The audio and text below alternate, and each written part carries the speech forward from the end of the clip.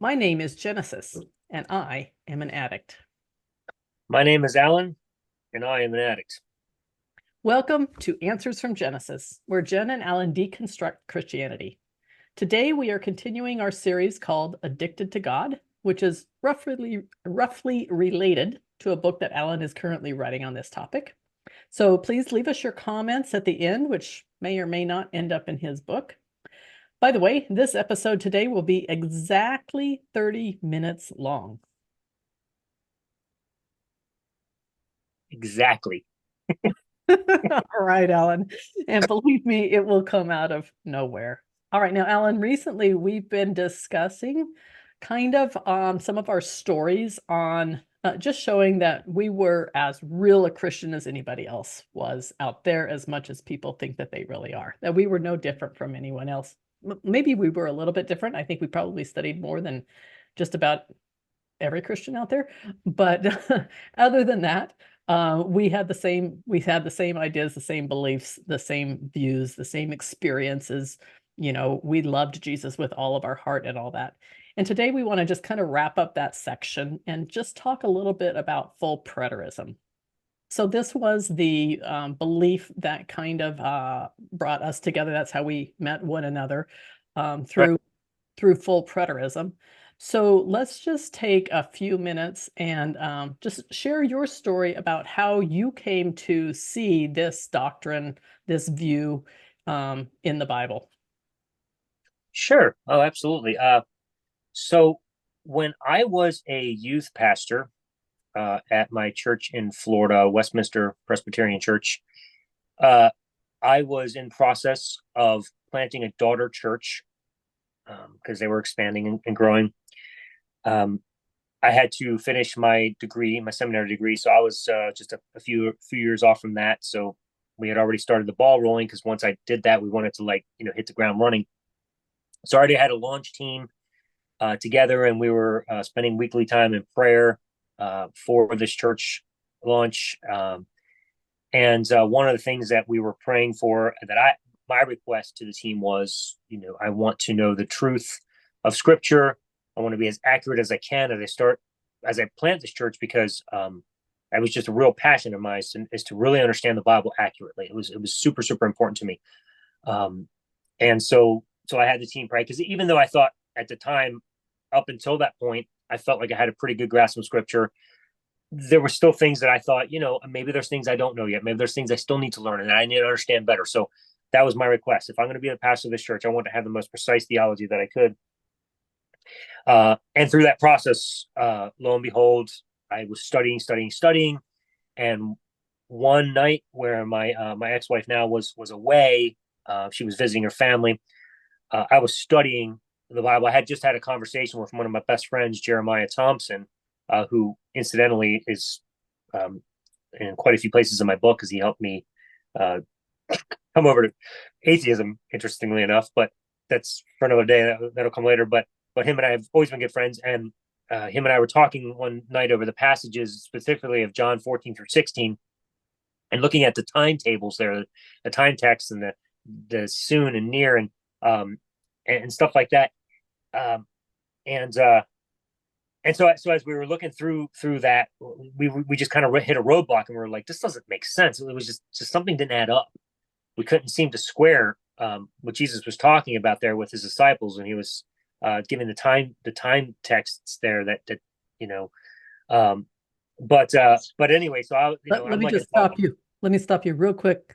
Can you explain to those people who don't understand what is the time text that you're talking about in John 14? oh sure. In John 14, man, my mind is I'm having a brain fart right now. It's where he talked about. I wish I had my Bible on me. Do you remember the verse? Because there's so many time texts that I look at later, but I can't remember this particular one. It's about his coming to them after his death or whatever. Hang on, if you give me a second, I can look it up. I didn't have Yeah. this Yeah, no prepared. problem. While you're looking that up, let me just explain briefly what we mean by time text. And we say that as preterists, thinking that everybody knows what we're talking about, but not everybody Sure. does. So it just means that when you're looking at a passage, of course, in the Bible is what we're talking about here. When you're looking at a passage in the Bible, what is the time period that's being expressed there? Are they talking about something that's happening right now? Are they talking about something that's going to happen in the future? If it's going to happen in the future, is it something that's going to happen soon? Is it going to be a long time? Is it going to be 2,000 years? Is it going to be tomorrow? Whatever it is. So it's anything that is related to time. Does that make sense? Yeah, exactly. And so specifically the one I'm talking about, so I apologize for not having it right off the top of my head, but it's in John 16. It's after his whole discourse with them where he's talking to them, John 14 through 16, where he talks about a little while and you will see me again. A little while you won't see me, and a little while you'll see me. And the disciples were confused, like, what does it mean, a little while? And so this whole thing about a little while. And so Jeremiah, I remember I sitting, I talking, we were like, a little while, that's weird. What does that mean? We found ourselves asking the same question as the disciples, right? Uh, so that started me, as I said, I'm a dog on a bone, and I can't let things like that go. I'm not like your average person, or particularly Christian, where you just like don't understand something, you're like, whatever, and you move on. Like, I can't do that. I'm like, I need to know, like, what does this mean? Like, it just was bothering me. I remember I pulled an all nighter. I studied that text, and that text chased me to another text, and chased me to another text, and another text. And I looked at all of these time texts talking about the coming of Jesus. And and I remember sitting there thinking, okay, where in the world does the Bible teach a coming of Jesus, a second coming of Jesus, that would take place uh, in the future, in our future, like thousands of years later? Because as I was studying that night, as I was looking at every passage I could find in reference to these time texts of Jesus talking about his coming, every single one of them placed it within the first century, soon, near, at hands, any moments, little while, stuff like that. Like, it was very, very imminent, extremely imminent. Um, and as I was, and every one, and every one of them, every one of those time texts also were related to something having to do with either the death and resurrection of Christ or the destruction of Jerusalem. So every one of them, every single one of those time texts were related to something taking place in that 40-year period. So I looked and I looked and I looked, and that night I remember thinking about, I was like, it's got to be in here. I know it's in here. I have no doubt it's in here. I know it's about that. There's something here about the second coming of Jesus taking place in our future, 2,000 years or so later. And I searched and I searched and I searched, and I kept coming back around to every text, the same old text, and there was not a single passage about a future coming of Christ that was placed outside of that first century context. Every single one of them was kept within the confines of that first century context. And I literally studied all night. I couldn't stop. I was like, I couldn't grasp it. I couldn't fathom the thought that this was possible. That's how confused I was. So I remember, like, that next morning, I was like in utter shock, but I had to go to work. I was a youth pastor. I couldn't just like stay home that day. I was tired as all get out because I'd pulled an all nighter. But I was like, okay, I'm gonna have to come back to this later with a fresh mind, right? I went to work, did my thing, came back later. As soon as I got home, I couldn't wait. Plowed right into it again. Again, second all nighter in a row. And like, I couldn't believe it. Every single one of these texts said the same thing every time I came back to them. They didn't change. Like Matthew, 16, 27 to 28. Am I in the right passage? Mm-hmm. Yeah, thanks. It's been a while since I looked at this stuff. About that he before those of you who are standing here pass away, I will come again.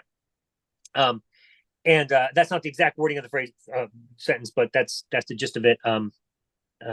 Some of you standing here will not taste death until they see the Son of Man coming in his kingdom. That's the exact verse. I just couldn't remember it for a second there. Right. But I kept coming, and every time I'd read that passage, I was like, man, this still says the same thing. I couldn't get it to change. Like, it was just like, it still said the same thing every time I came back to it, all night long, and every passage. Second night came and went. I had to get up and go to work. I was tired. Went to work, came back. Night number 3, couldn't stop. Kept searching. Next morning, you would think, okay, after 3 nights in a row finding the same exact stuff, I'd be convinced. Nope, still not convinced. Went to work 4 nights in a row. Pulled 4 all-nighters. You wouldn't believe how tired I was. And you would think that maybe I was just delusional, and after 4 nights, I'm just now seeing things. So I thought, okay, I got to take a break.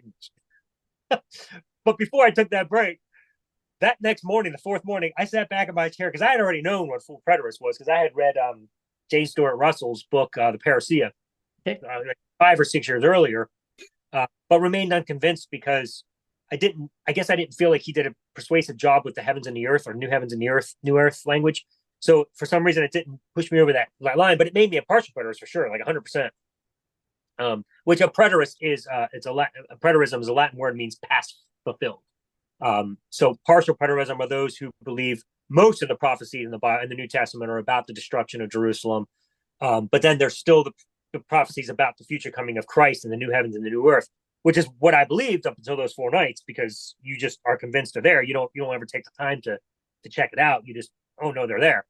But the text you're studying, every single one of them are about the first century.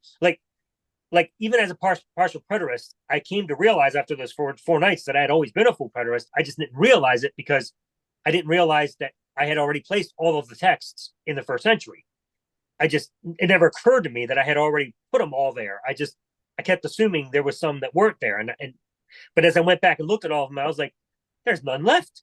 They're all already there. And I already placed them there. And I had no idea. So it was that moment that I realized I was a full preterist, because it means all things fulfilled. The whole entire kit and caboodle took place in the first century, concluding everything in 70 AD.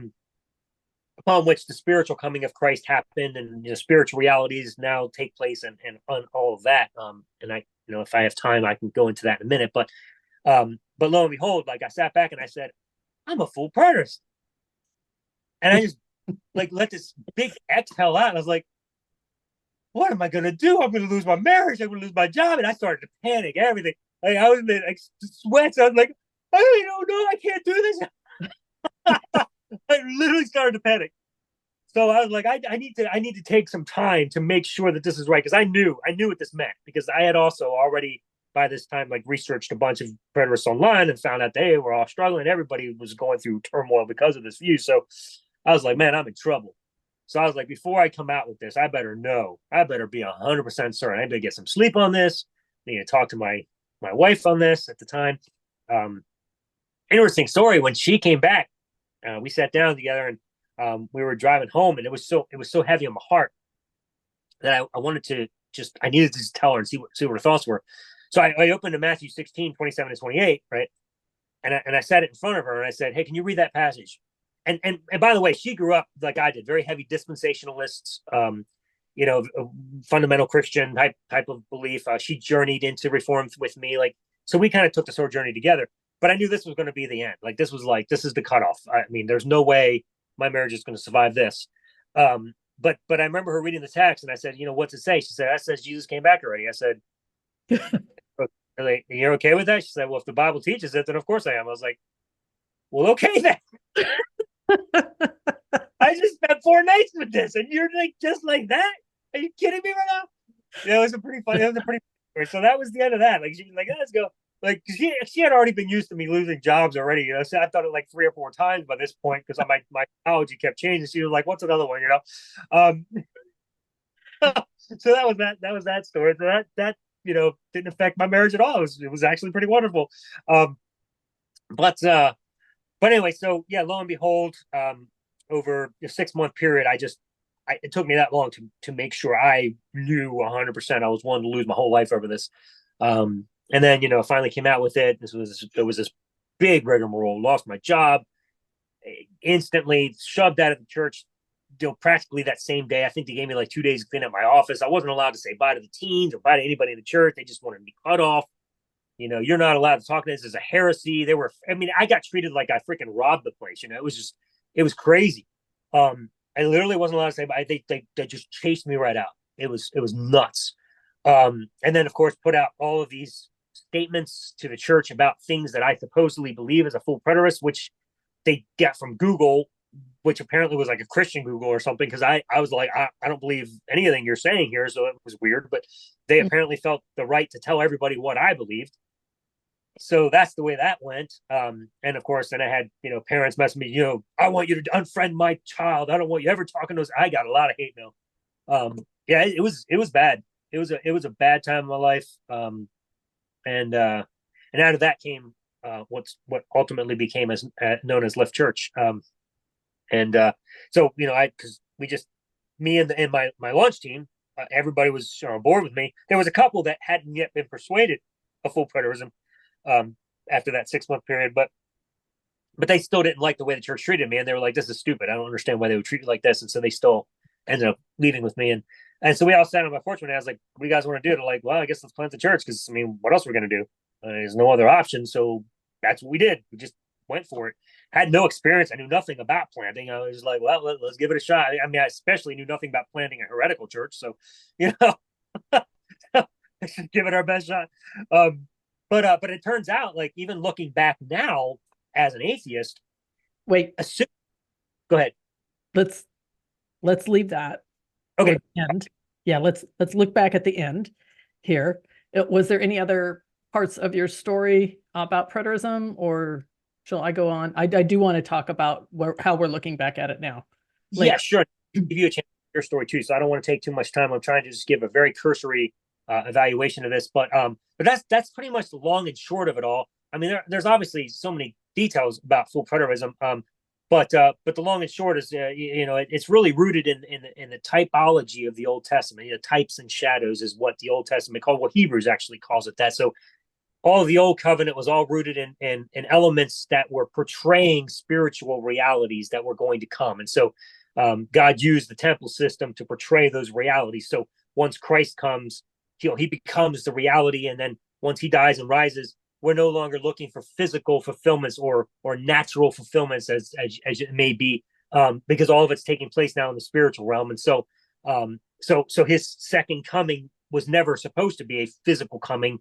It was a spiritual coming, a return of God's blessings to us, in restoring our relationship with God that was lost with Adam. And so that's kind of the way the whole story is laid out, very very quickly, obviously, but that's from natural to spiritual is the way Paul defines it in 1 Corinthians 15. So in the old system that I believed, and the way most Christians believe, eventually it returns to the natural again. Well, God restores his temple, and the Jews go back and everything. That's counterproductive and counterintuitive to the whole story of natural to spiritual, which is where the New Testament ends. And it never goes back to the natural, but most of Christianity takes it back to the natural.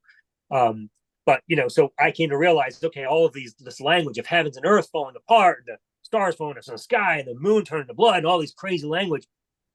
As I studied more of Hebrew literature, I realized, oh my goodness, this is just these are Hebrew idioms and metaphors, and similar to the way we talk today. When I say something like, I moved heaven and earth together. Well, I didn't literally move heaven and earth. Well, everybody knows what that means, or the elephant in the room. There's no elephant. We get this language. It's just it's common metaphor, common idiom.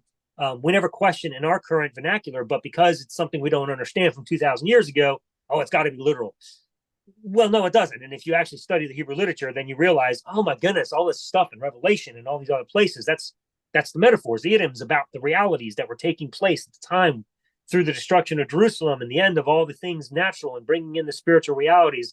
It was almost like a crossover event that took place over the course of 40 years, much like moving from tapes to CDs happened, or moving from CDs to MP3s happened. There's a crossover. People still use CDs today, even though they're pretty much obsolete. So when the writer of Hebrews says what's becoming obsolete is ready to disappear in Hebrews chapter 8, I think it is, it's the similar thing. CDs are obsolete, ready to disappear, because we're in the MP3 world, or even past the MP3 world now. We're in like a totally different world. So I mean, that's the way the transition period worked. And so that was my understanding. I believe your understanding, but I'm going to give you over the mic here in a second here. But yeah, so that was my transition. That's where I landed in Christianity. It made the most sense of the Bible. And so yeah, and then after that, atheism. But your turn. Okay.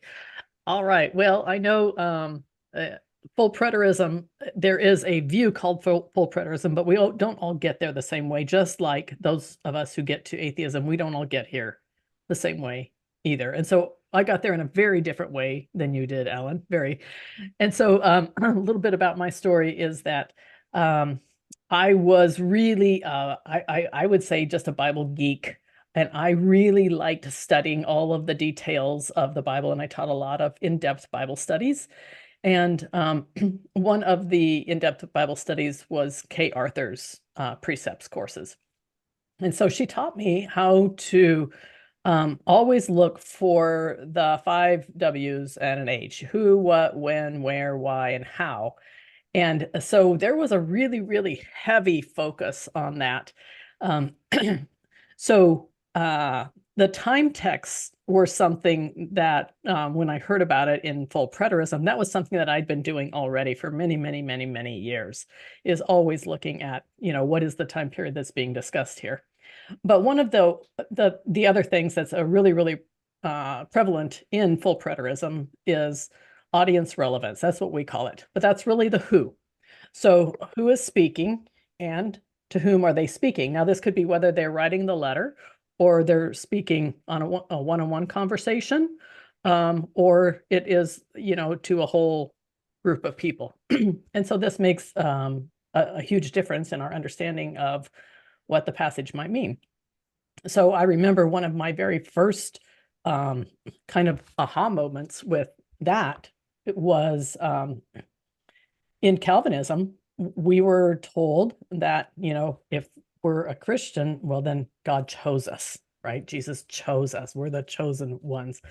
But I remember reading where Jesus says, "You have not chosen me, but I have chosen you," which is one of the proof texts for Calvinism. But who was Jesus actually speaking to at that point? Well, he was speaking to his disciples. He wasn't speaking to you and me today. It had nothing to do with you and me today. And so I started taking this concept of audience relevance and really applying it heavily across the whole Bible. So I hadn't done this to the degree that I do now at this point, but in 2007, I was online, very first online forays, and I was arguing that we were still under the law of Moses because I was very consistent. And so I just figured that I couldn't just cherry pick the New Testament, everything had to apply to me. And so I was arguing that slavery was still a good thing. And because the actually not just the law of Moses, but nowhere in the Bible was it condemned, and that's actually true. But um, so this pastor came on, he challenged me, and he said that he would teach me that we're not under the law of Moses. And I was pretty steeped in it at that time. And so I did about a 90-day Bible study with him, and he was trying to show me basically through these audience relevance types of passages. We looked at over, I think it was 480 passages that talk about the law of Moses in the Bible. I looked at every single one of them. And I looked at the audience and who was it talking about? Who was it talking to? What was the time period? All of these different kinds of things. And it took me 90 days before that light bulb just kind of clicked on. I was studying 8 to 12 hours a day for 90 days.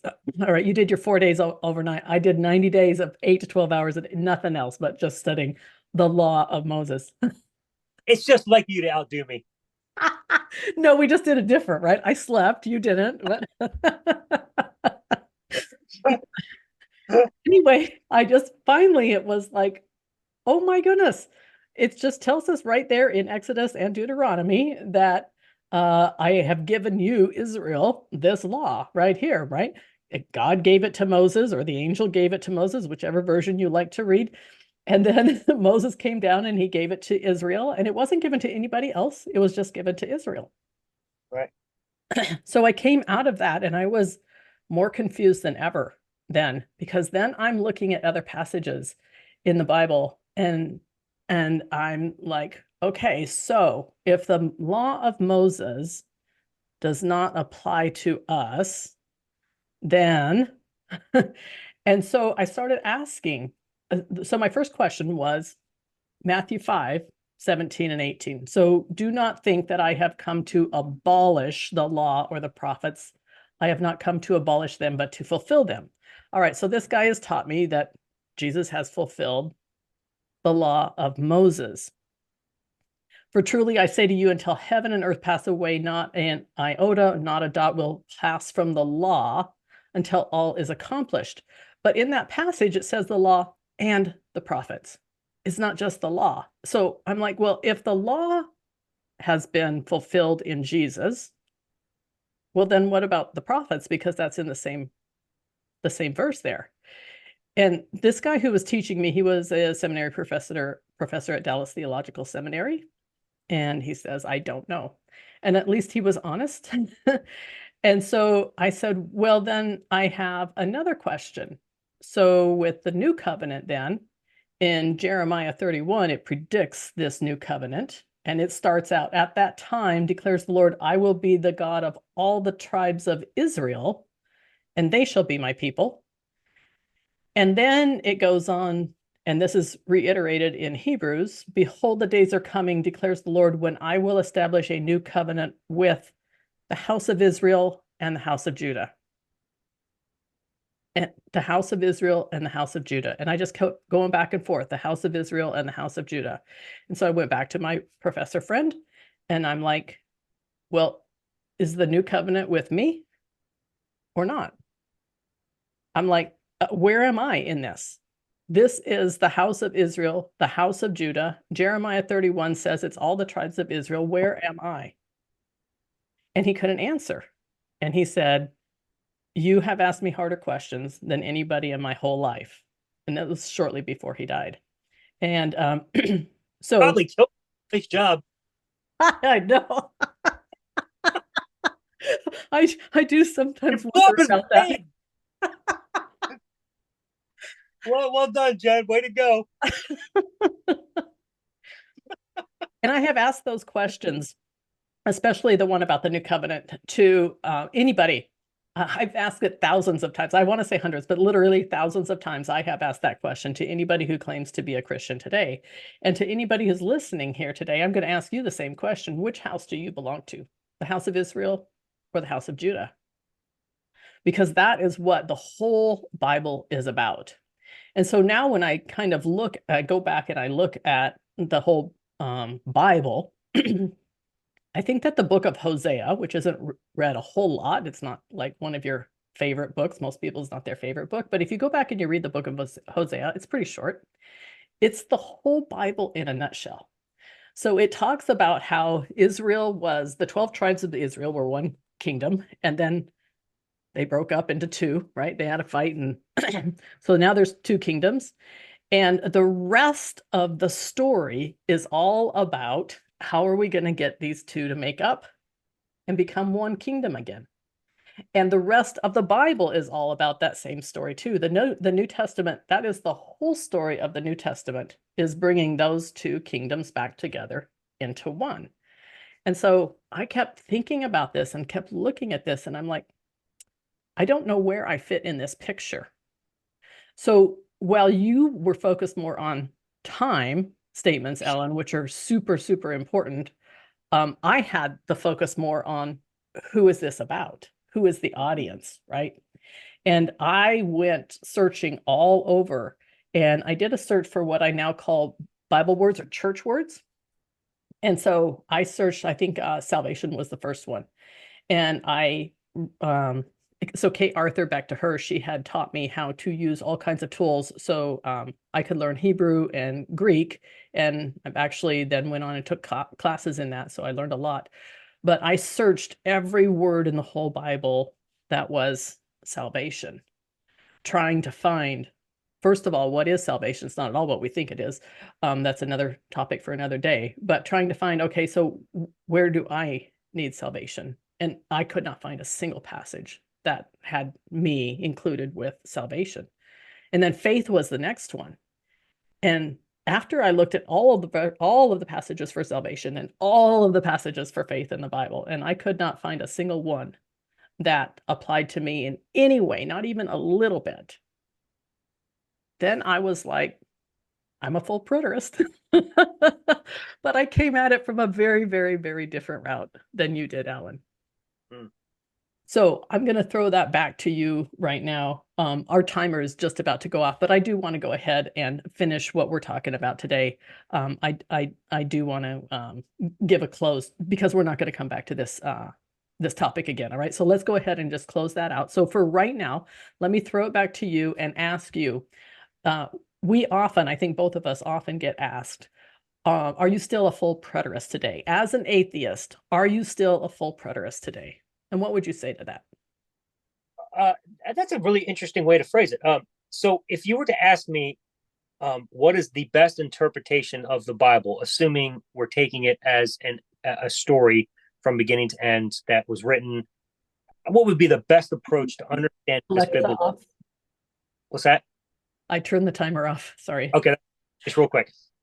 What's the best way to understand this narrative? I would say full preterism. It does make the most sense of the narrative. It's a really cool story of Israel. It's one of the coolest stories you'll ever find in history. It makes a lot of sense when it comes to how the biblical narrative was written. Obviously, you're going to find contradictions if you take the time to look and you actually care to make sense of what's going on here. But that aside, every story has that. But just the narrative itself, yeah, I would say I would be a full preterist.